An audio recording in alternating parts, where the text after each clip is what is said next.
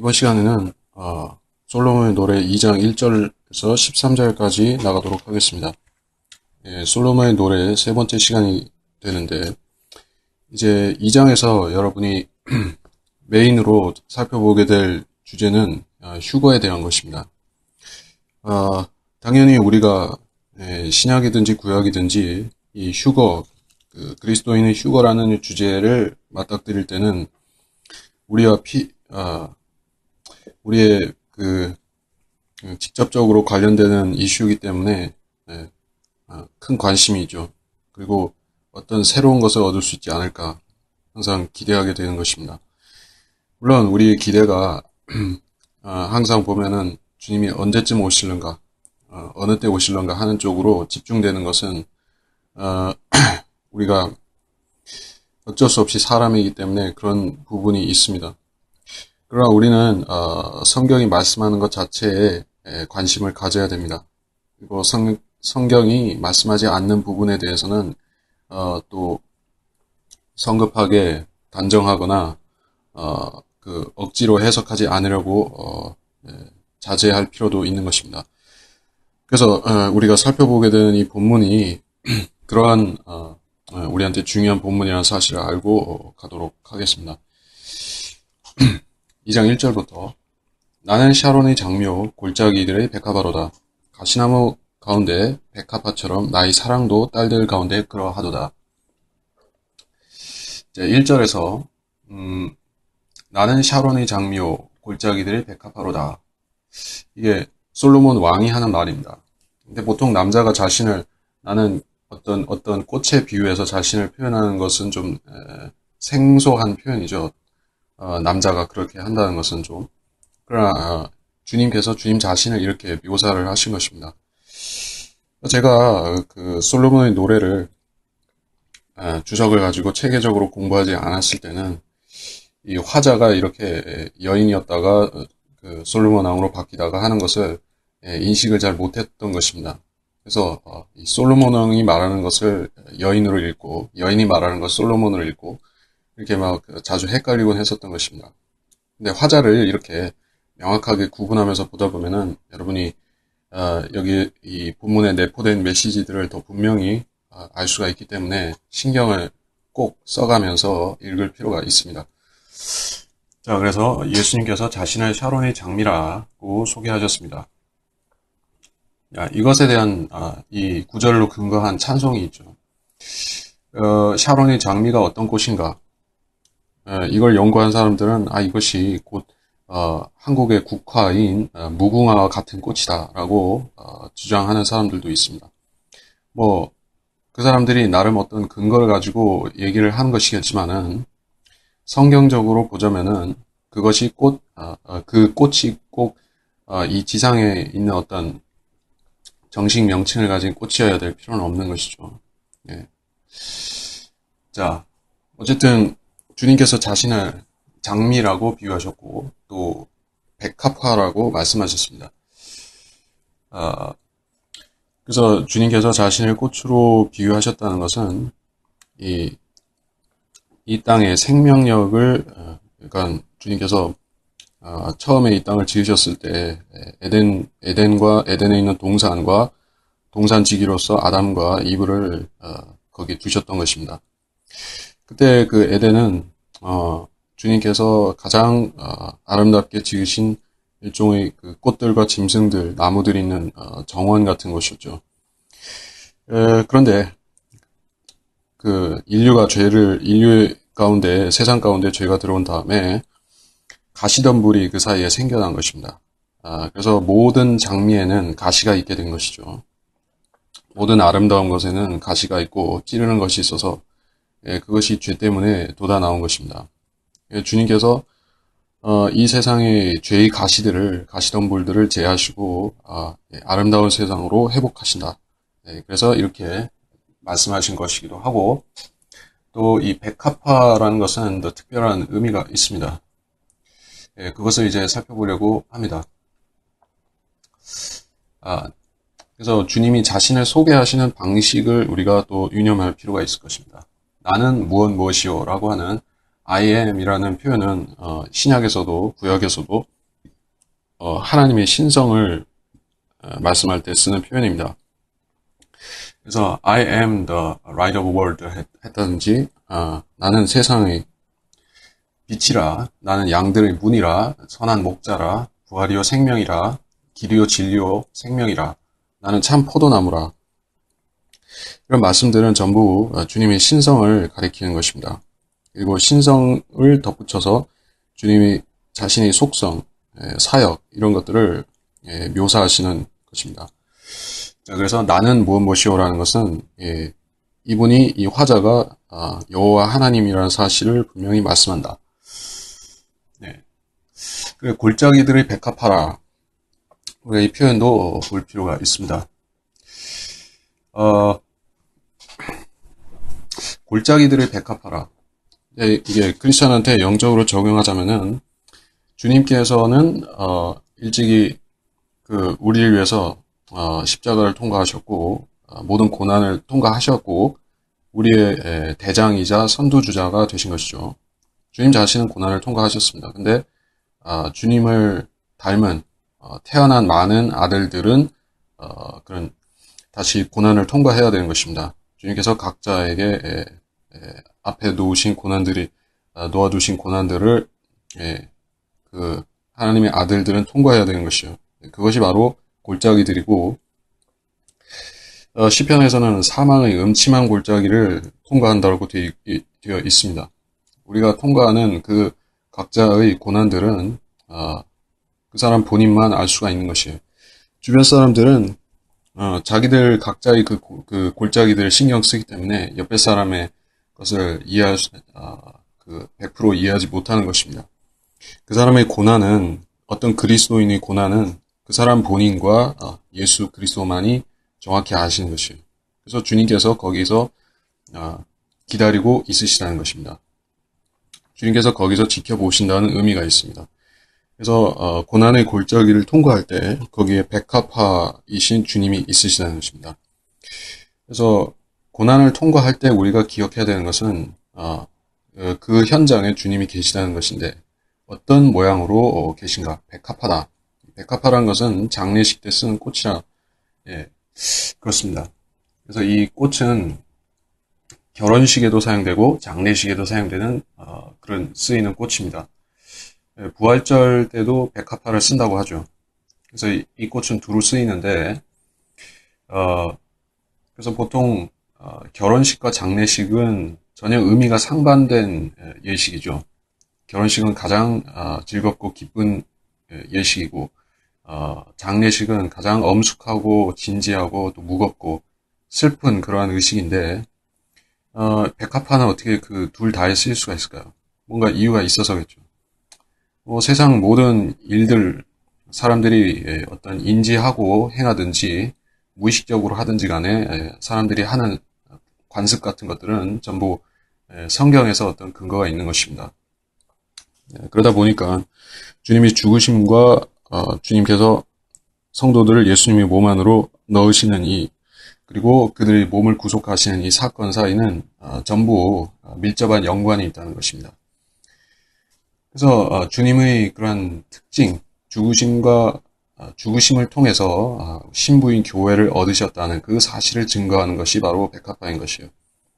그래서 우리는 고난 중에 주님의 죽으심과 장사되심과 부활하심을 쳐다보면 그것을 기억하면 고난을 쉬이 통과할 수가 있다는 그런 말이 될 수가 있습니다. 자, 1절에서는 그러했는데 이제 2절에서는 다른 백합화를 말씀하고 있습니다. 가시나무 가운데 백합화처럼 나의 사랑도 딸들 가운데 그러하도다. 우리도 백합화라고 말씀하십니다. 왜냐하면 우리는 구원받은 사람들은 작은 예수 그리스도가 되었기 때문이죠. 예수님이 그 안에 사시기 때문에 그의 인격이라든지 속사람이라든지 모두 예수님을 닮게 변화가 되어가는 사람인 것이죠. 그래서 우리도 주님과 같은 백합화인데 그냥 백합화가 아니라 가시나무 가운데 있다는 것입니다. 자, 가시나무를 1차적으로 보자면은 세상 사람들이라고 볼 수가 있습니다. 악인들, 특별히 악인들을 가시덤불, 가시나무 라고 말하는데 구원받지 못한 죄인들인데 우리가 참조 구절을 보자면은 참조 구절은 히브리서 6장 7절에서 8절 사이입니다. 예, 그 본문은 여러분이 그 강의 본문에서 보시면 되고 그래서 이 가시덤불과 같은 악인들은 결국에 불살라지는 처지에 있습니다. 그래서 우리는 구원받지 못한 죄인들 사이에 둘러싸여 있다는 뜻입니다. 이 지상에 있는 교회는 그래서 에덴 동산에서 마음 편히 있는 아담하와 같은 그런 처지가 아닌 것이요. 우리는 구원받았지만은 계속해서 세상과 싸우고 자기 육신과도 싸우고 또 구원받지 못한 사람들의 비방으로도 둘러싸여 있는 것입니다. 그래서 싸우고 싶지 않다고 해서 영적 전쟁을 안 싸우는 것도 아니고, 그 싸우는 것을 피한다고 해서 피해지는 것도 아닙니다. 자, 구원받은 사람은 항상 그런 상황에 있습니다. 그래서 나의 사랑도 딸들 가운데 그러하도다. 예. 그래서 주님께서 사랑하시는 신부인 교회는 이 땅에서 악인들에게 고통을 받고 있다는 뜻입니다. 실제적으로 고난과 박해가 있어 왔었습니다. 그리고 그 박해 가운데서 주님을 닮은 성도들, 백합화인 성도들이 더욱 빛을 발했던 것입니다. 고난이 없다고 하면은 그 가시나무와 백합화가 그렇게 대비가 되지 않을 것입니다. 고난이 있으면은 둘 사이가 극명하게 차이가 나는 것이에요. 주님께서는 가시덤불을 미워하셔서 결국 불사르고 악인들을 이 땅에서 멸하시는 것이죠. 환란 끝에 가면. 자, 단순히 그런 의미로서만 볼 것인가? 그렇지 않고 나의 사랑도 딸들 가운데 그러하도다 라는 말 때문에 조금 다른 해석이 가능합니다. 딸들이라고 할 때 이 딸들은 예루살렘의 딸들을 분명히 말하는 것일 텐데 신부인 교회는 유대인 성도들인 그런 환란 성도들보다 더욱 어여쁘다라고 말씀하고 있습니다. 그렇다면 가시나무는 그 유대 성도들을 이스라엘 성도들을 말할 수 있다는 것입니다. 환란 성도들이겠죠. 왜 그들은 가시나무인가? 그들이 실제적으로 악인이라서 심판받아야 되는 악인이라서 그렇게 말씀했다기보다는 백합화에 비하면 너무나 보잘것없다는 의미에서 그런 서로 대비시키는 의미에서 이렇게 말했다고 볼 수도 있습니다. 그러니까 여기서는 그렇게 쓰였다는 것이죠. 성경 다른 구절들에서 가시덤불이나 가시나무는 다 좋지 않은 뜻입니다. 악인들입니다. 그러나 여기서는 특별히 그 백합화인 교회와 대비시키기 위해서 더 낮은 등급의 그런 존재를 대비시킨 것이라 그렇게 봐도 무방하다는 것입니다. 그래서 어떤 많은 성도들이 있는가? 우리 시대에 구원받은 그리스도인들은 너나 할 것 없이 전부 한 신부가 되지만은 우리 시대가 아닌 구약 시대들이나 구약에 있던 시대들이나 아니면 환란 때 구원받은 사람들은 각기 다른 그런 명칭을 가지는 것이에요. 왕후가 되거나 후궁이거나 처녀들이거나 솔로몬의 노래 6장 8절에 나오듯이 언급이 되고 있습니다. 그래서 가시나무와 백합화는 서로 분리되어 있다 하는 것입니다. 서로 나뉘어져 있죠. 가시나무하고 백합화하고 섞여 있는 게 아니라 가시나무 가운데 따로 분리가 되어 있습니다. 주님께서는 이 시대와 저 시대를 섞어서 역사하지 않으실 것이라는 말씀도 될 수가 있겠죠. 백합화 같은 우리가 여기서 올라가야지 다른 성도들을 주님께서 그들에게 역사하시는 것이에요. 그래서 교회 시대하고 환란 시대는 다르다는 얘기도 여기서 할 수가 있겠습니다. 이제 3절에서 숲의 나무들 가운데 사과나무처럼 나의 사랑하는 이도 아들들 가운데 그러하도다. 내가 큰 기쁨으로 그의 그늘 아래 앉았으니 그의 과일은 내 입에 달콤하였도다. 그가 나를 잔치집으로 안내하였으니 내 위에 나부끼는 그의 깃발은 사랑이었도다. 건포도 과자로 나에게 힘을 돋우고 사과로 나를 위로해 주소서. 내가 사랑으로 병이 났나이다. 그 왼손이 내 머리 아래 있고 그의 오른손이 나를 껴안는도다. 자, 이제 3절로부터 화자가 신부가 신랑에게 말하고 있는 상황입니다.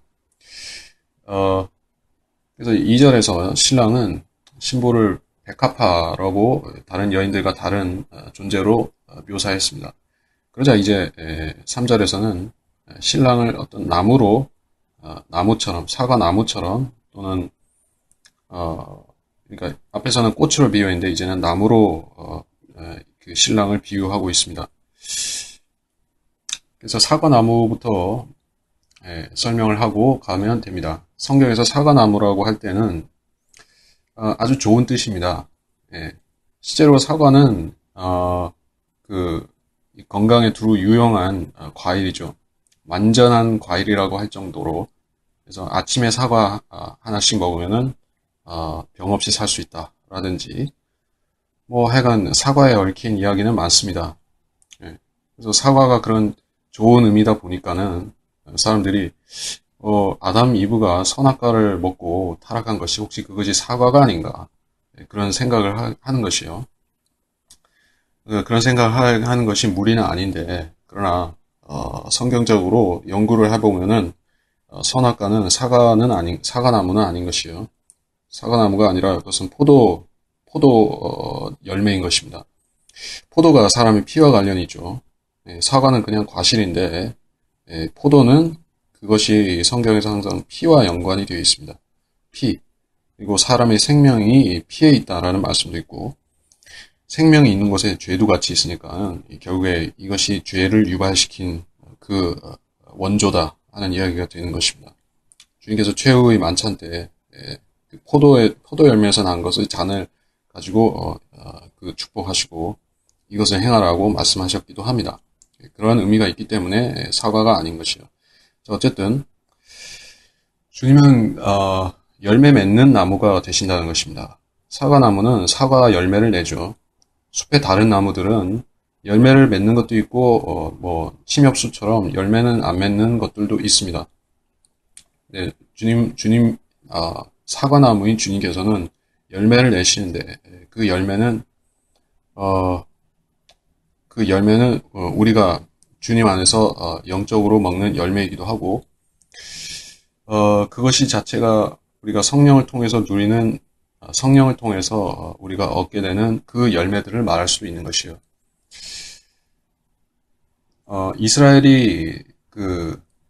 이스라엘이 하나님이 눈동자라는 표현이 있는데 신명기나 예레미야 애가 스가랴서 등의 그런 표현이 있는데 거기서 눈의 동공 그것을 애플이라고 표현하기도 합니다. 애플이라고 표현하는 이유는 그 동공이 눈에서 이 몸으로 연결된 부분이기 때문에 몸 안으로 연결된 부분이다. 그래서 표현하고 또 가장 중요한 부분이라고 해서 그렇게 말합니다.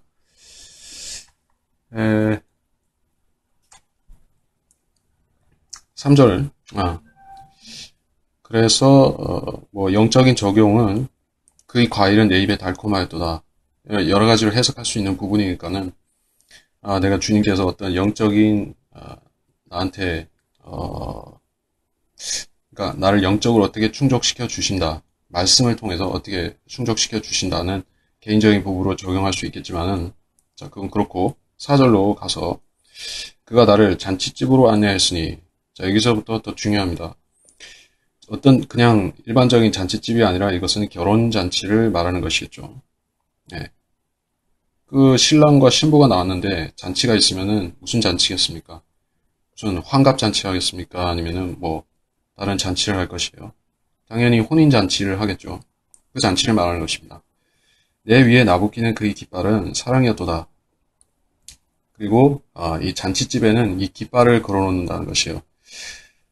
잔치집에 깃발을 걸어놓는 관습이 어디에 어떻게 있는지는 전 잘 모르지만은 여기서 말씀하는 것은 셋째 하늘에 있을 그 어린 양의 혼인식 그 잔치를 말하는 것이니까는 그거를 유념하고 보면 될 것입니다.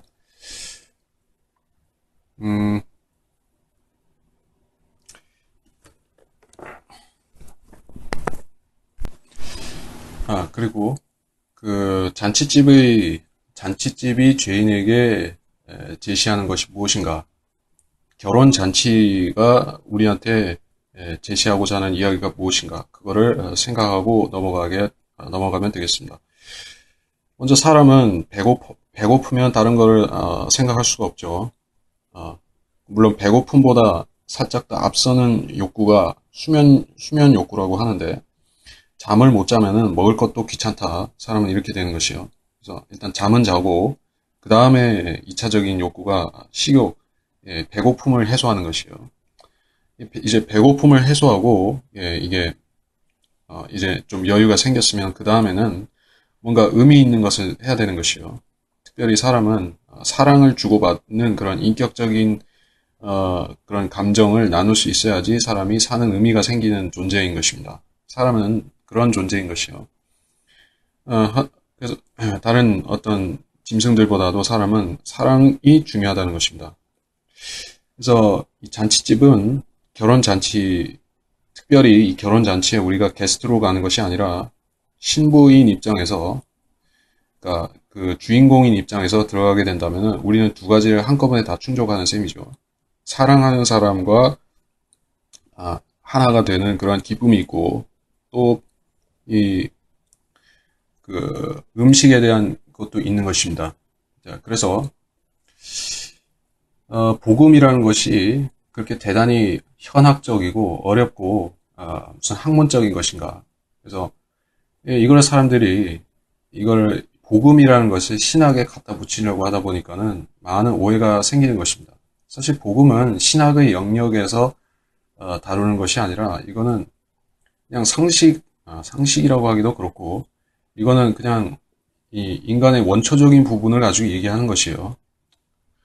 그러니까 어떤 사람도 먹지 않고 살 수 있는 사람은 아무도 없죠.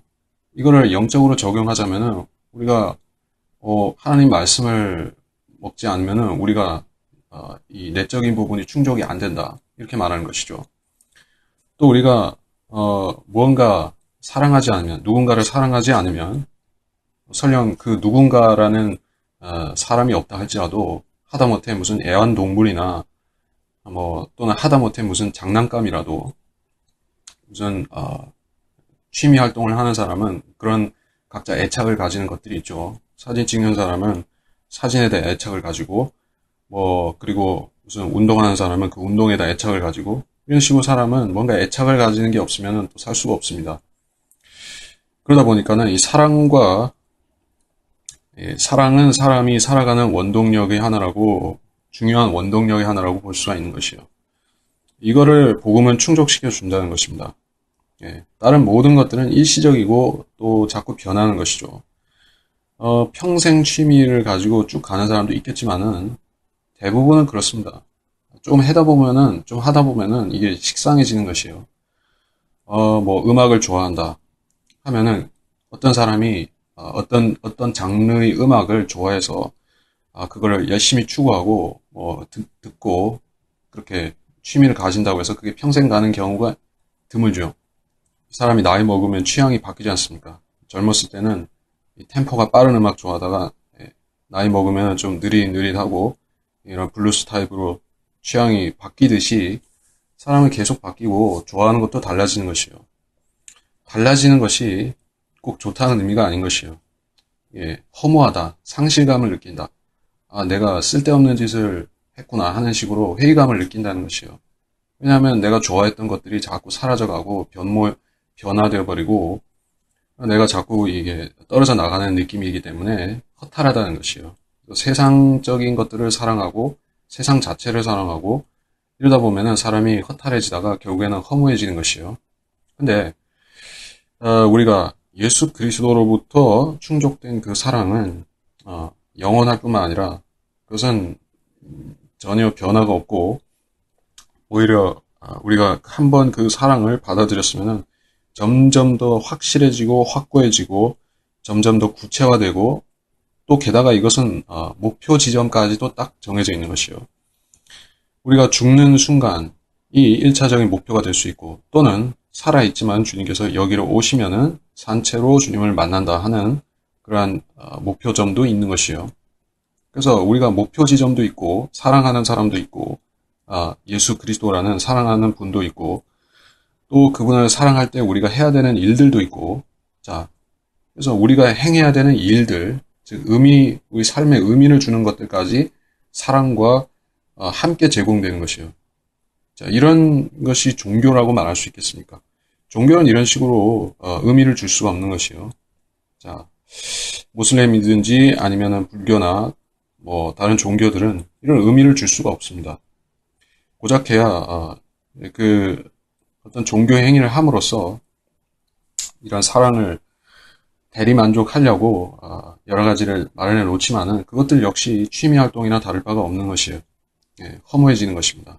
예, 죽은 신들이기 때문에 섬겨도 가치가 없고 허무하다는 것입니다. 그러나 하나님께서는 우리 삶에 진짜로 의미를 주신다. 이 의미적으로 보면은 우리가 복음을 믿을 이유가 충분한데 사람들은 복음을 믿어도 그것이 그것이고 뭐 등산을 하거나 낚시를 하거나 그거나 복음을 믿는 거나 무슨 차이가 있느냐는 식으로 생각을 하겠지만 사실은 엄청난 차이가 있다는 것입니다. 그래서 일단 믿었으면은 그거는 그때부터 그 사람이 아는 것이요. 자, 그래서 사랑이 그렇게 중요한데 5절로 가서 건포도 과자로 나에게 힘을 돋우고 사과로 나를 위로해 주소서. 여기서 문제의 단어가 하나 있는데 건포도 과자라. 이게 사실 뭐 길게 설명 안 하겠습니다만 여러분이 본문을 찾아보시면은 다 이해가 되실 것이에요. 이건 사실 어떤 병으로 바꿔야 되는데 이게 이 잔치집이 그냥 일상 잔치가 아니라 뭐 물론 무슨 회갑잔치나 돌잔치나 이런 거 같으면은 술이 안 나와도 되는데 그렇죠. 뭐 혼인식에는 뭐 와인이나 소주나 이런 게 나올 수도 있지만은 다른 그 일상 잔치에는 안 나올 수도 있죠. 돌잔치 같은 안 나올 수도 있는데 여긴 나온다 이것이요. 어떤 잔치이기 때문에 어린 양의 혼인 잔치이기 때문에 주님께서는 여기서 새 것으로 하늘에서 새 것으로 마신다고까지 말씀하셨기 때문에 이거는 분명히 이 주의 만찬에서 예표되는 주님 다시 오실 때 우리가 주님과 갖는 그 포도주 잔치가 되는 것이에요. 하늘에서 나오는 그 잔치, 하늘에서 하는 잔치를 말하는 것이죠. 이거는 건포도 과자라기보다는 분명히 포도주 병이 되는 것입니다. 새 포도주. 나에게 힘을 돋우고 사과로 나를 위로해 주소서. 또 사과가 나오네요. 주님으로부터 나오는 것이죠. 주님으로부터 나오는 산물이다. 그래서 내가 사랑으로 병이 났나이다. 자, 이 병은 죽음에 이르는 그런 심각한 병이 아니죠. 그러니까 그 복음을 전하는 사람들은 이런 이유 때문에 여러 가지 불편함과 어려움과 또 그런 것들을 무릅쓰고 길거리에 나가서 전하는 이유가 무엇입니까? 내가 사랑으로 병이 났나이다. 그래서 병이 났다는 것은 가만히 있으면은 가만히 있으면은 그렇죠. 보통 아픈 부분이 더 아프고 좀 이렇게 일반적으로 좀 활동하면 어떤 그 아픈 부분이 좀 덜할 수가 있습니다. 그래서 우리가 일단 구원을 받았고 말씀이 우리 안에 있다는 것은 말씀이 우리 안에서 활동하기 시작했다는 것이에요. 말씀은 활동하는데 우리가 가만히 있으면은 점점 그 말씀이 우리를 억누르게 되죠. 그러니까 우리한테 요구하는 어떤 행하라는 부분들이 있는데 행해야 되는 부분들이 있는데 안 하면은 우리의 병증이 심해지는 것입니다. 압박에 받는 이 영적인 압박이 온다는 것이에요. 그래서 우리가 복음을 전하게 되는 것은 결국 이 사랑의 동기 때문에 하게 되는 것이에요. 주님의 생각과 주님의 마음을 품는다는 것이 바로 잃어버린 죄인들에 대한 연민과 그들을 구원하고자 하는 그런 열망을 갖게 된다는 것이에요. 이 열망은 구원받은 사람이 말씀에 따라서 살고자 할 때 그 사람에게 그 사람이 올바른 일을 하게 되는 동기인 것입니다. 올바른 일은 그리스도인이 행해야 되는 올바른 일은 복음을 전하고 구원받지 못한 죄인들에게 복음을 알려주는 그 일을 하는 것입니다. 그렇게 될 때 우리가 병이 낫는 것이에요. 안 그러면 계속 아픈 것입니다. 마음이 골아가는 것이에요. 그래서 사랑으로 병이 났나이다. 그래서 우리가 지금 이런 생각을 가지고 살고 있다면은 주님을 만났을 때 얼마나 이렇게 소위 묵은 체증이 내려가는 것 같이 시원할 것입니까? 예. 우리가 평생 동안 소망해 왔었다고 하면은 주님을 만나는 날을 소망하면서 주님께서 원하신 일들, 복음을 전하는 일들을 해왔다고 하면은 그때 그 주님을 뵙게 되는 그 순간이 얼마나 후련하고 시원하고 기대되는 때가 될 것입니까? 그러나 그런 우리가 어떤 마음속에 조급함이 없었다고 하면은 내가 주님의 일을 뭔가 해야 된다는 조급함을 없이 그냥 태연자약하게 세상 사람들 사는 거 비슷하게 거기다 약간 플러스해서 교회 다니는다는 정도로 만족하고 살았다고 하면은 그런 감격과 그 기대감이 그 가득한 기대감을 이렇게 만족시키는 그런 느낌을 받지 못할 것이에요. 덜 할 것입니다. 그러나 성도들은 그런 휴거라는 것이 그 랩처라는 것이 낚아채 간다라는 뜻도 있지만은 지극히 큰 기쁨이라는 뜻도 있다고 하죠. 자, 우리가 주님을 본다는 것은 현재 우리가 그 주님을 뵙기 위해서 그때까지 무슨 일을 하고 있는가, 그것과 관련된 그 감정을 거기에 그 의미를 집어넣어 놓은 것입니다. 우리가 기대하고 살지 않았다면은 기쁨도 적을 수밖에 없습니다. 자, 그래서 오전을 그렇게 하고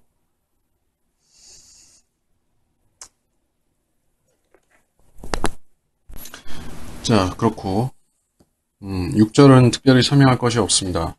예, 어린 양의 혼인식에서 이런 일을 묘사한 것이라고 보면 되고, 자, 그 7절에서 오 너희 예루살렘의 딸들아 내가 노루들과 들의 암사슴들로 너에게 부탁하노니 그가 원하기까지는 내 사랑을 흔들지도 말고 깨우지도 말라. 자, 신부가 유대인들에게 말하는 것이에요. 신부는 유대인이 아니고 유대인은 신부가 아니죠. 유대 성도들은 예루살렘의 딸들인 것이요. 영적으로 적용하든 실제적으로 적용하든 예루살렘의 딸들은 예루살렘의 딸들인 것입니다. 교회이거나 뭐 형식적인 뭐 크리스찬이거나 이런 식으로 영적으로 돌려 적용하는 의미가 아니라 진짜로 예루살렘의 딸들인 것이에요. 즉 그 환란 성도들을 말하는 것입니다. 열처녀. 자, 이런 사람들인데 이들이 예수님을 깨운다는 의미가 무엇이겠습니까? 환란 성도들이 그 환란 때, 대환란 때 고난 받으면서 기도를 하죠. 주님 일어나십시오, 깨어나십시오, 오십시오. 그러면은 주님께서 그 기도를 들으시다가 이제 되었다 싶으면은 그때 이 지상으로 먼저 그 환란 성도들을 휴거시킨 다음에 이 지상 재림을 하시겠죠. 자, 그것이 주님을 깨우는 것입니다. 깨우는 행위인 것이에요. 기도로서 간구로서 깨우는 것입니다. 물론 우리도 주님께서 속히 오십시오라는 우리들이 기도를 합니다. 그리스도인들도 그런 기도를 하는데 그것은 우리가 주님께서 이 시대 끝에 오셔서 우리를 데려가 달라는 그 기도를 하는 것이지 환란 끝에 오시라는 기도를 하는 게 아니죠. 근데 교회는 지금 왜 예루살렘의 딸들에게 이런 속히 오시라는 기도를 좀 자중하라는 부탁을 하고 있는가? 깨우지 말라고 하는가? 아직 그때가 안 되었기 때문에 그런 것이겠죠. 자, 만일에 주님께서 공중 재림으로 우리 교회를 휴거시키기 전에 먼저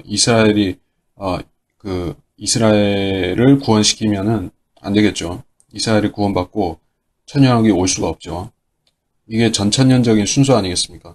먼저 교회가 휴거되고 7년이라는 대환란이 있으며 그 끝에 가서 주님 재림하시고 천년왕국이 시작되는 그것이 우리가 전통적으로 말하는 바 전천년 체계인데 이게 흐트러지면 안 되겠죠. 그래서 우리는 그것을 주님께서 그렇게 해주시라고 말씀드린다는 것입니다. 주님 순서를 바꾸지 마십시오. 물론 당연히 주님께서는 그 순서를 어기지 않으실 것이에요. 우리를 휴거시키기 전에 적그리스도를 등장시키거나 우리가 휴거되기 전에 뭐 대환란이 시작된다거나 뭐 다른 재앙들이 먼저 떨어진다거나 뭐 그렇게 되지 않을 것입니다. 우리가 염려할 필요가 없습니다. 왜냐하면은 주님께서는 여기 이렇게 분명히 말씀하셨기 때문에 어, 이 여인이, 그러니까 신부인이 여인이 이렇게 이 예루살렘의 딸들에게 말한다는 것 자체는 이미 주님께서는 그때까지는 그 환란 끝까지는 계속 어, 셋째 하늘에 머무시겠다 하는 뜻을 말씀하셨기 때문에 그러겠죠. 8절에 이제 8절이 클라이맥스가 시작되는 부분이 됩니다. 내 사랑하는 이 목소리로다. 보라, 그가 산들 위로 뛰며 작은 산들 위로 가볍게 뛰며 오는도다. 나의 사랑하는 이는 노르나 어린 사슴같나니 보라, 그가 우리의 벽 뒤에 서서 창문으로 들여다보며 창사를 통해 몸을 내 보이는도다. 나의 사랑하는 이가 내게 일러 말하기를 나의 사랑 나의 어여쁜 자야 일어나 떠나자. 보라, 겨울도 지나고 비도 그쳐 사라졌으며 땅에는 꽃들이 피고 새들이 노래하는 때가 왔도다. 산 비둘기의 소리가 의리의 땅에서 들리도다. 무화과 나무는 푸른 무화과들을 내고 포도너클은 부드러운 포도로 좋은 향기를 내는도다. 나의 사랑 나의 어여쁜 자야 일어나 떠나자 했도다. 자, 너무나 직접적이고 대상이 분명한 메시지라서 그냥 본문을 읽기만 해도 대략적인 의미는 알 수가 있을 정도입니다. 자, 목소리가 먼저 나옵니다. 예, 먼저 음성이 있는 것이에요.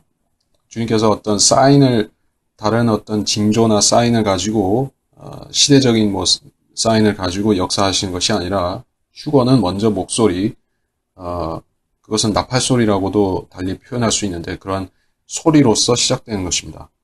예, 어떤 하늘에서 나팔 소리 같은 소리가 들린다든지 하면은 그것이 시작인 것이에요.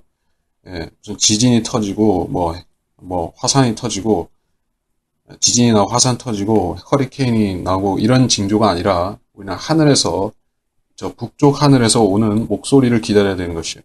자, 그래서 사랑하신 이가 말씀을 시작합니다. 지금 주님께서는 우리한테 무엇을 통해서 말씀하고 계십니까?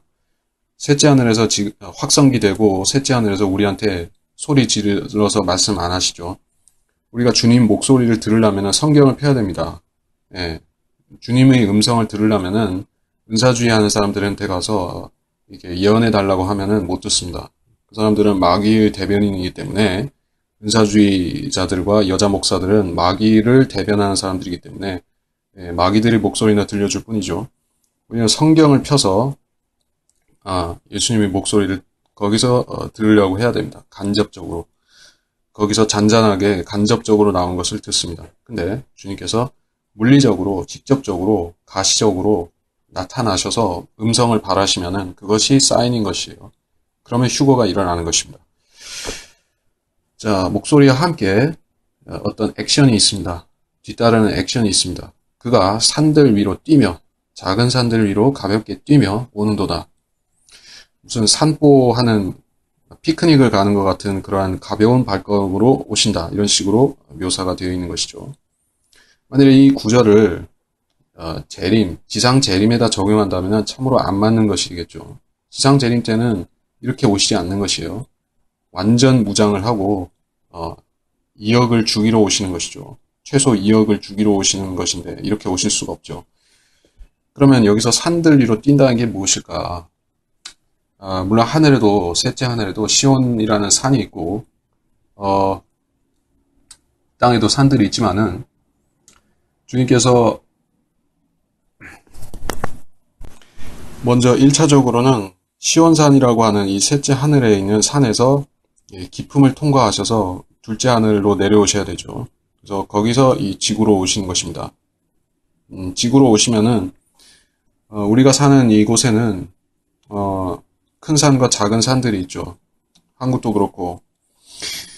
그래서 주님께서 어느 정도까지 내려오셔서 말씀하시는가, 내려오셔서 성도들을 부르시는가, 이 산들 위에 구름이 딱 걸려있는 그 정도 높이까지 오셔서 불러 올리시는 것이에요. 아주 가까이 오시는 것이죠. 사람들이 주님을 볼 수 있을 것입니다. 그 주님을 보는 것에 대해서는 어떻게 말씀하는지 뒷구절에 나옵니다. 근데 주님께서 산들 위로 위 정도로 오시지만은 작은 산들 위로 정도로 야트막하게 내려오실 수는 있지만은 여기 땅에다가 완전히 내려오시지는 않는 것이요. 땅에 완전히 발을 딛고 내려오신다면 그거는 지상 재림이 되는 것입니다. 근데 그것이 아니라 딱 그 위 정도까지 살짝 내려오시는 것이요.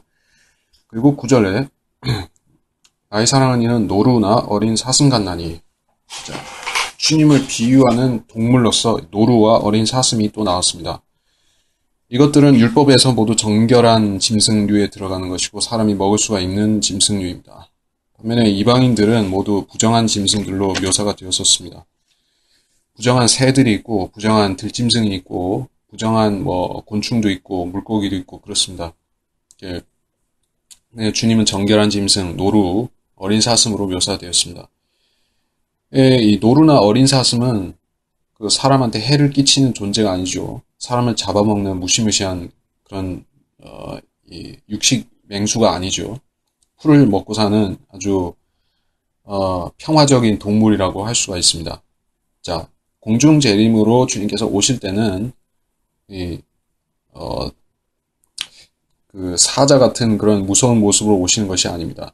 주님께서는 재림하실 때는 지상 재림하실 때는 유다 지파의 사자, 그 무서운 사자 같은 모습으로 오시지만은 공중 재림을 위해서 오실 때는 마치 노루같이 사슴같이 평화적으로 오시는 것이에요. 평화적으로 그런 또 기쁜 마음으로 오시죠. 주님께서 왜 기쁘시겠습니까? 1900에서 2000년 정도 기다리셨다가 2000년 정도 기다리셨다가 오시는 것이니까 기쁘실 수밖에 없죠. 또 여기서 만나는 존재가 2000년 동안 주님을 기다려왔던 그 신부인 교회이기 때문에 주님께서 무슨 험악한 태도로 오시는 것이 아니라 신부를 데리러 오시는 것이니까는 웃으면서 오실 수 있겠죠. 자, 그렇습니다. 그래서 뛰며 오는도다라는 8절에서 먼저 온다는 얘기가 있었는데 다시 9절에서는 상황이 다시 리와인드 돼서 조금 앞으로 갔습니다. 이런 것은 보면은 약간 감각으로 캐치할 수가 있는 것입니다. 어떠냐 하면은 나의 사랑하는 이는 노루나 어린 사슴 같나니 그가 우리의 벽 뒤에 서서 창문으로 들여다보며 창살을 통해 몸을 내보이는도다. 자, 순서상으로 보면은 9절이 8절보다 앞에 그러니까 9절이 8절 중반 정도에 딱 그 삽입이 되면 맞을 것 같죠. 아니면은 목소리로다 하는 것과 동시상황으로 될 수도 있고 이렇게 몸을 내보이시면서 뭔가 말씀하실 수도 있고 하여간 오시는 것보다 살짝 앞이란 얘기입니다. 벽 뒤는 무엇인가? 자, 셋째 하늘과 둘째 하늘 사이에는 얼음벽이 있습니다. 영구 동토층 비슷하게 확고하게 얼어있는 벽이 있는 것이요. 그리고 그 벽 밑에는 기품이라 불리는 물덩어리가 있는 것입니다. 이런 것들은 우리가 성경을 다 공부해야 알 수가 있는데 기품과 둘째, 셋째 하늘 사이에 있는 그 기품에 대해서는 여러분이 성경을 찾아보고 공부를 하셔야만 됩니다. 그리고 창문이라고 할 때 이것은 옛날 그 르네상스 시대나 하면은 로미오나 줄리엣 그 시대 그 창문들은 그 창문이 문이기도 했었습니다.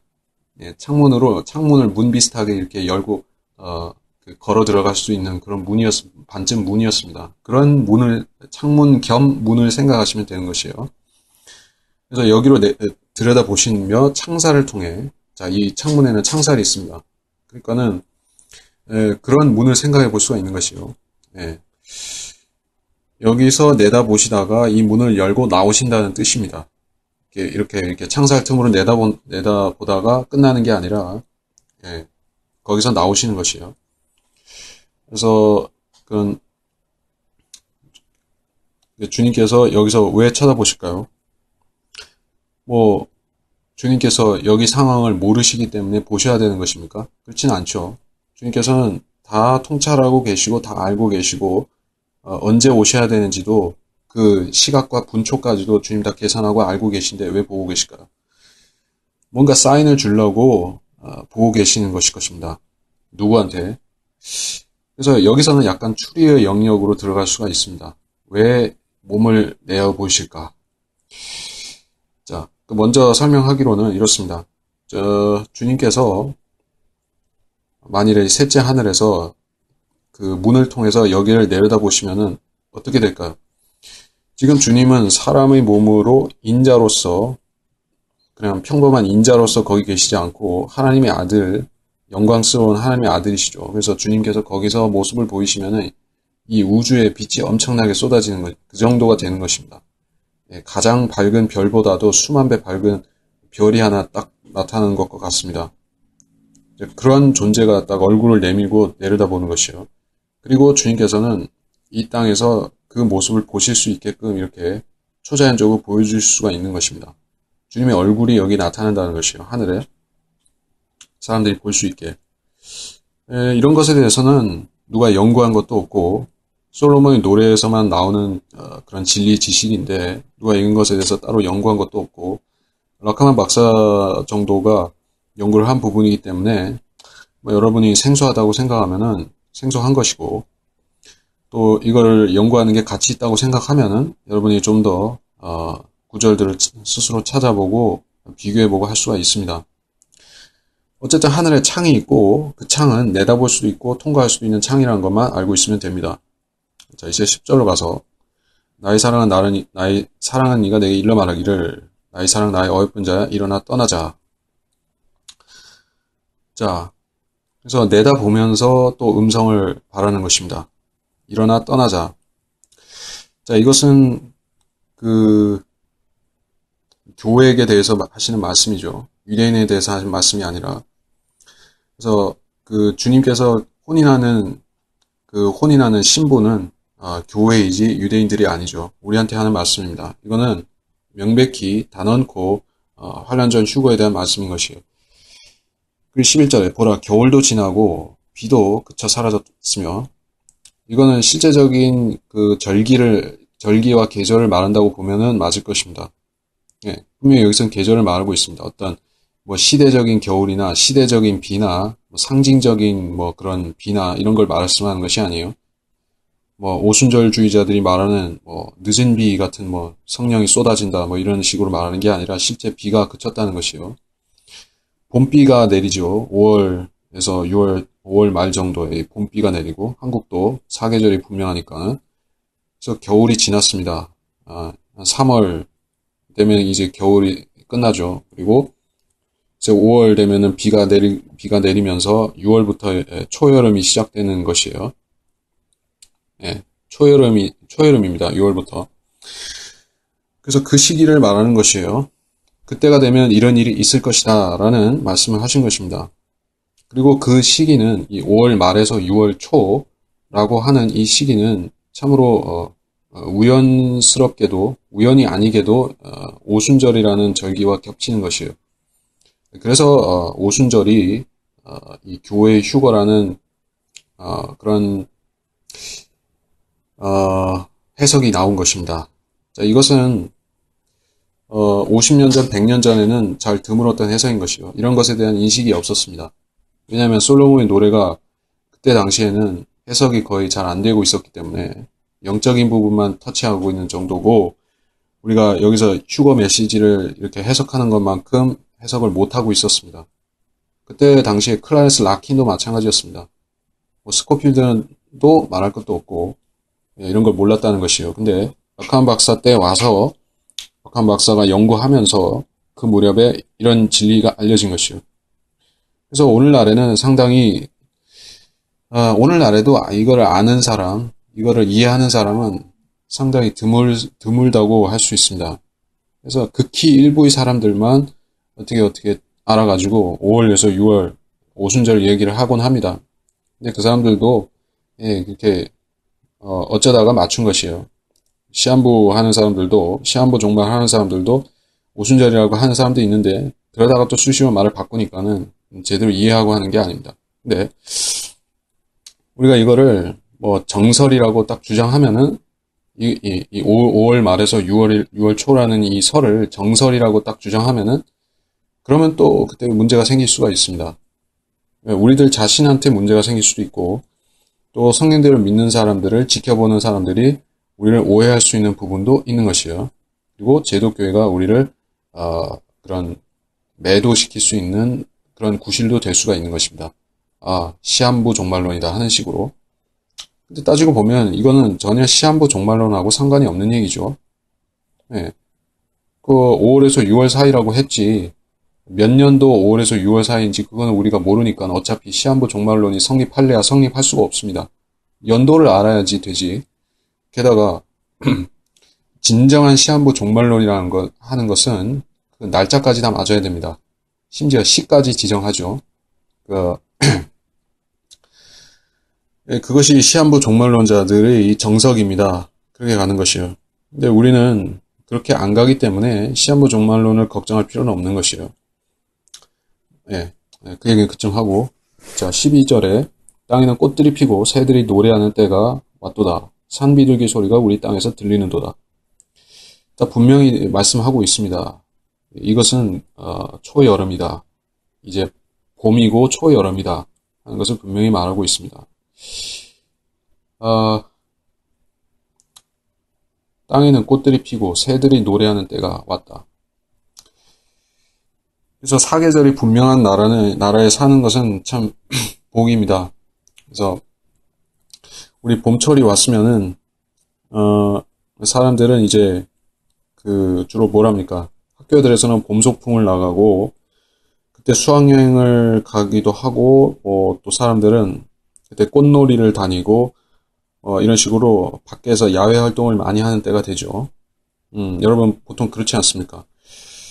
그래서 여행을 가려고 하면은 주로 이때 많이 갑니다. 아니면은 더운 여름을 피해서 가을이나 늦가을에 해외 여행 같은 경우에는 이렇게 가을이나 늦가을에 가든지 아니면은 이런 딱 시절이 좋은 봄에 가든지 이런 식으로 혹석이나 혹한기는 피해서 가는 편입니다.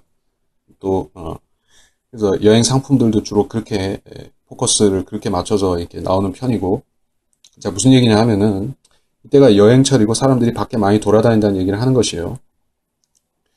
그러다 보니까 자연히 이 구절하고 연관이 되지 않나 하는 생각을 하는 것이에요.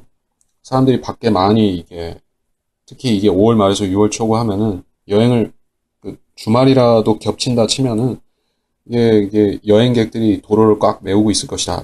이런 상황이 딱 그려지죠.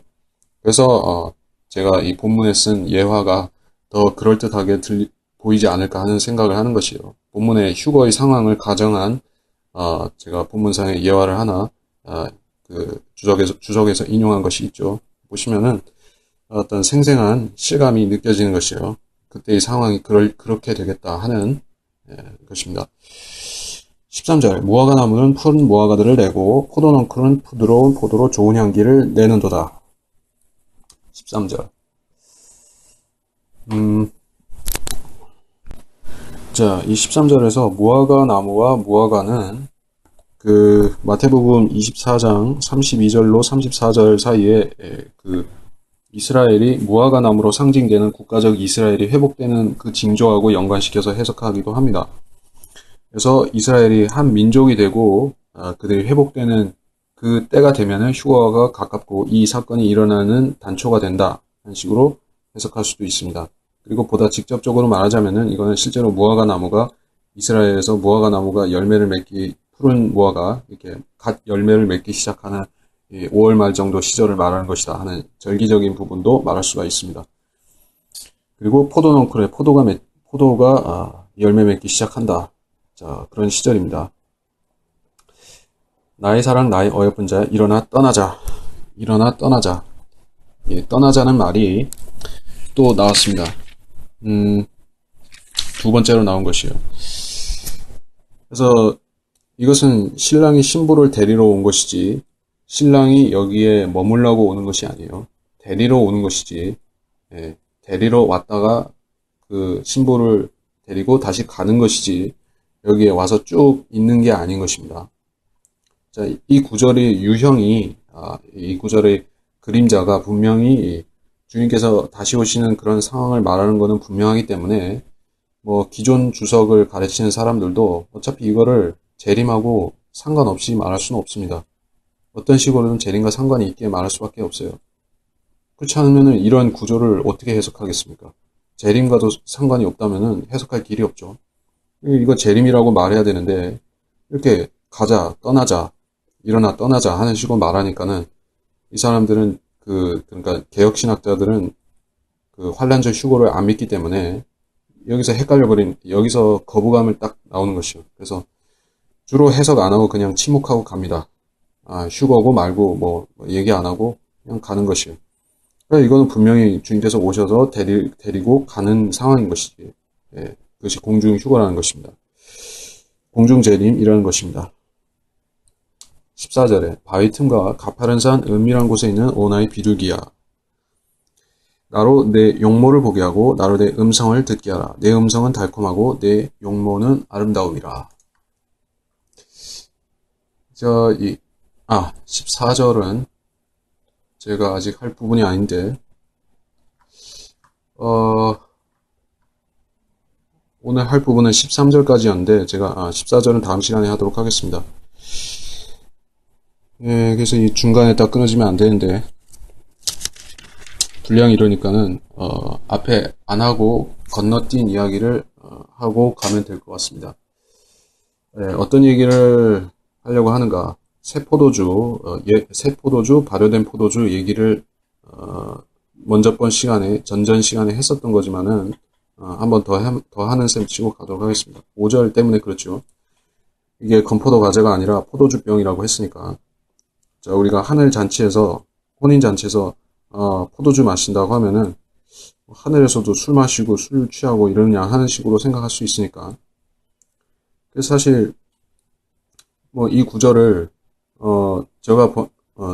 이 구절을 문자적으로 한다고 하면은 포도주병으로 나에게 힘을 돋우고 그렇게 할 수 있지만은 그러면은 술 마신다는 생각이 들 수도 있으니까는 조금 난감할 수가 있죠. 근데 걱정할 필요가 없는 것이 우리가 그 주의 만찬 때 쓰는 그 새 포도주스하고 마찬가지로 셋째 하늘에서는 그 새 포도주를 쓰는 것이에요. 그걸로 이 혼인잔치를 하는 것입니다. 카나 혼인잔치에서 마셨던 거하고 같습니다.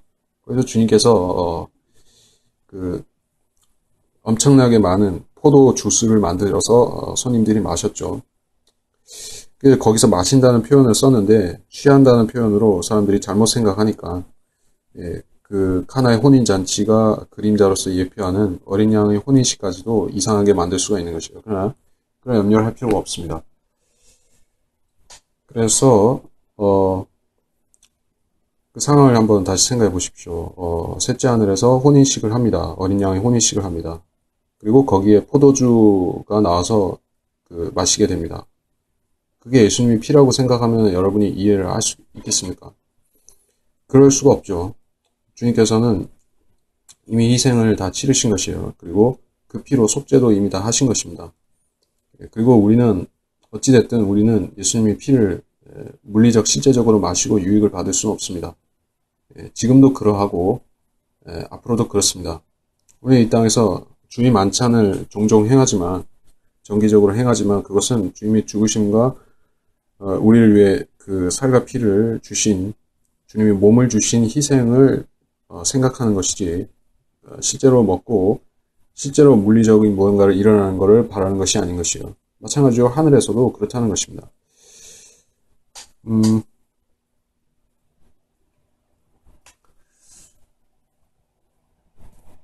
그래서 새 포도주가 우리한테 가지는 의미가 무엇인가? 성령께서는 마치 새 포도주처럼 우리 안에 거하신다. 그래서 새 포도주인 성령님이 우리 안에 있으면은 몇 가지 열매를 맺을 수가 있습니다. 성령으로 채워진 사람은 하나님을 사랑하고 또 형제 사랑을 할 수가 있습니다. 그래서 이 새 포도주는 우리한테 힘을 준다. 힘을 돋우고 우리가 그리스도인으로서 활동할 수 있는 에너지를 준다는 것입니다. 그리고 이 기품에 대한 교리를 다시 언급할 필요가 있겠습니다. 이 휴거를 얘기하면서 우리가 셋째 하늘, 둘째 하늘, 그리고 기품에 대한 얘기를 아주 안 할 수가 없죠. 제가 이 기품에 대한 것은 성경을 두루 찾아보고 연구해야 되기 때문에 단편적인 진술로서는 설명하기 힘들다고 했지만은 그냥 몇 가지 요약적인 것만 얘기를 하겠습니다.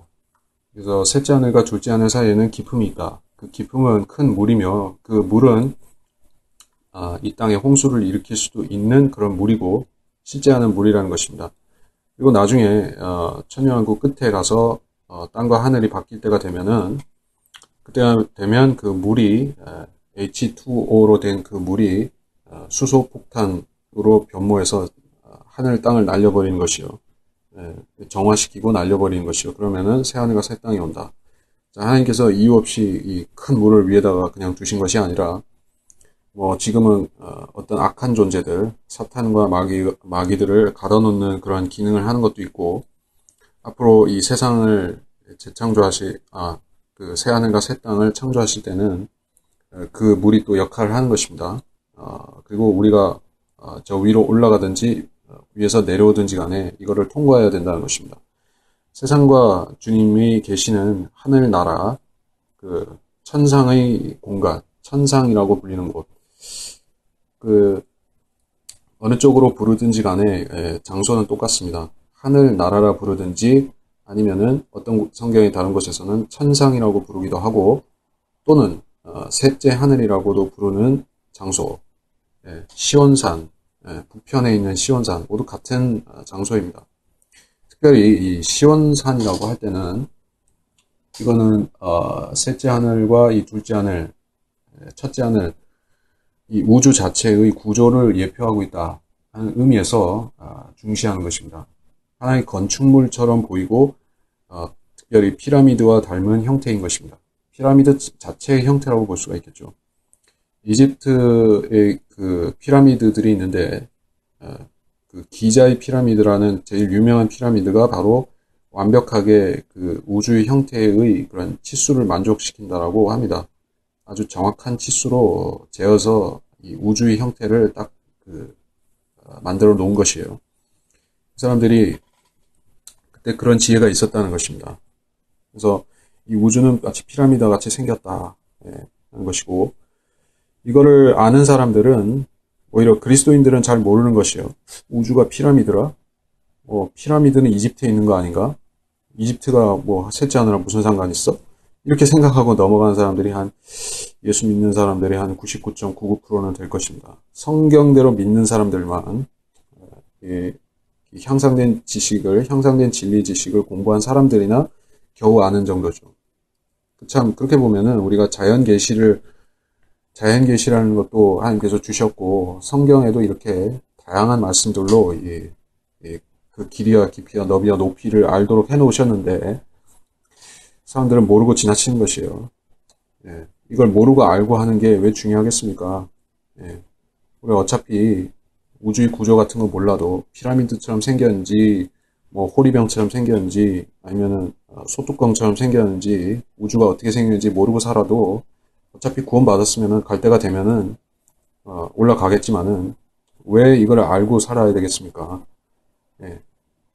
소망을 더 강력하게 확실하게 붙들라는 것도 있고 우리가 이 진리 지식을 아는 것 자체가 아는 것 자체가 하나님께서 우리한테 원하시는 것입니다.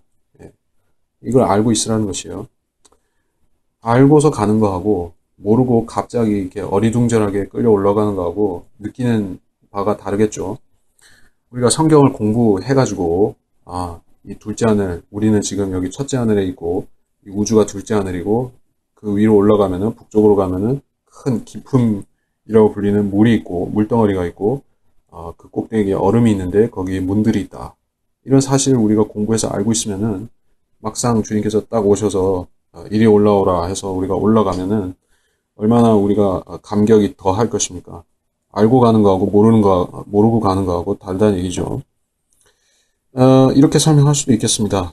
여러분이 여행을 많이 다닌 사람들은 보통 미리 여행 떠나기 전에 자기가 방문할 곳들에 대한 그런 지식들을 미리 인터넷에서 찾아본다든지 여행 가이드 책을 보고서 연구를 하고 가는 것이에요. 내가 어디 가면은 어디를 가서 무엇을 봐야겠다. 여기 가면 이거는 꼭 봐야 되고 저기 가면 저기는 꼭 봐야 되는 곳이 어디 어디다 하는 거를 딱 이렇게 연구하고 체계적으로 이렇게 정리한 다음에 가가지고 이렇게 엄벙덤벙 헤매지 않고 딱 그 보고 싶은 거 다 보고 올 수가 있죠. 예. 여러분이 각자 이게 이런 성경적인 진리를 우주에 대한 성경적인 진리를 알았으면은 여러분이 각자 생각하고 있으면 되는 것이요. 아, 나는 올라가면서 내가 그 내셔널 지오그래픽이나 이 나사에서 찍은 허블 망원경으로 찍은 그런 사진들에 나오는 것들, 뭐 성운이라든지 성단이라든지 또는 뭐 블랙홀이라든지 뭐 은하계들이라든지 뭐 무슨 별자리라든지 내가 보고 싶은 거 보고 가야지. 예. 그렇게 마음속으로 생각하면은 좋을 것입니다. 예. 준비 없이 가면은 뭐가 뭔지 모르고 그냥 후루룩 올라가고 끝나겠죠. 그러니까 생각해 두면 좋다는 것이에요. 예. 자, 그 얘기를 하고 한 가지 얘기만 더 하고 끝내면 될 것 같습니다. 아까 휴거에 대한 그 상황을 설명하면서 주님께서 얼굴을 잠시 비추실 것이다 라는 이야기를 했습니다. 자, 그게 우리 휴거에 대한 핵심 이슈는 아닙니다. 주님께서 얼굴을 비추시든지 아니 비추시든지 일단 중요한 것은 우리는 목소리를 들으면 확실히 간다는 것이에요. 나팔 소리가 있고 몇 가지 소리들이 이어집니다. 데살로니가 전서 4장 16절에 이런 말씀이 있죠. 주께서 호령과 천사장의 음성과 하나님의 나팔 소리와 함께 하늘로부터 친히 내려오시리니 그러면 그리스도 안에서 죽은 자들이 먼저 일어나고 이 말씀을 보시면은 그냥 음성이 하나 빵 울리고 끝나는 게 아니라 호령도 있고 천사장의 음성도 있고 하나님의 나팔 소리도 있고 근데 이 하나님의 나팔 소리는 마지막 나팔 소리이기도 한 것이요. 마지막 나팔 소리 그것이 고린도 전서에 말씀한 것인데 그래서 이게 하나님의 나팔 소리가 들리면은 그 순간에 우리가 변화되고 올라가는 그 신호인 것이요. 근데 그 전에 몇 가지가 더 있는 것입니다. 호령도 있고 천사의 음성도 있고 그런 와중에 좀 더 이 시차 같은 것이 발생할 수 있다는 얘기죠. 어떤 시차일까? 뭐 확실한 건 아니지만은 죽은 자들이 먼저 일어나서 증거할 수도 있다는 얘기를 했습니다. 이거는 구원받지 못한 가족들을 가진 크리스찬들한테는 참 그 하늘에서 내려온 동아줄 같은 소식이 될 수가 있겠죠. 너무나 완고하고 너무나 믿음이 없고 너무나 그 불신으로 가득 차서 어지간해서 복음을 안 받아들이는 가족들이 있다고 하면은 혹시라도 이때 약간이라도 시간이 있어서 복음을 믿게 할 수 있다고 하면은 같이 올라가니까 좋겠죠. 주님께서 그렇게 해 주실런지 아니면은 그냥 몇 초 만에 후루룩 끝내고 다 데리고 올라가시고 말 것인지 그것은 그때가 돼 봐야지 알 것이에요. 그러나 우리가 본문을 자세히 보다 보면은 다소 이렇게 여유가 있을 수도 있을 것 같기 때문에 그렇다면은 여러분이 끝까지 구원을 안 받고 사는 가족들에 대해서 조금 희망을 가질 수가 있겠죠. 그렇다고 해서 지금 복음 전하는 것을 포기하라는 게 아니라 그때 무슨 놀라운 사건들을 보고 하늘에서 음성이 들리고 뭐 얼굴이 나타나고 하는 거 보고 믿게 하라는 것이 아니라 그러한 최후의 그런 수단이라도 있다는 것은 다행이란 얘기죠. 그런 가능성이 있다는 건 다행이란 얘기입니다. 자, 그래서 우리가 알고 대비하는 거하고 모르고 그냥 막연히 기다리는 거하고는 틀리죠. 우리가 이런 성경적인 사실들, 주님께서 어떻게 오실 것이다, 어떤 순서로 오실 것이다를 알고 기다리는 것은 아무것도 모르는 채로 직접 계시를 추구하면서 어떤 날짜를 추구하면서 기다리는 사람들하고는 전혀 상황이 다른 것입니다.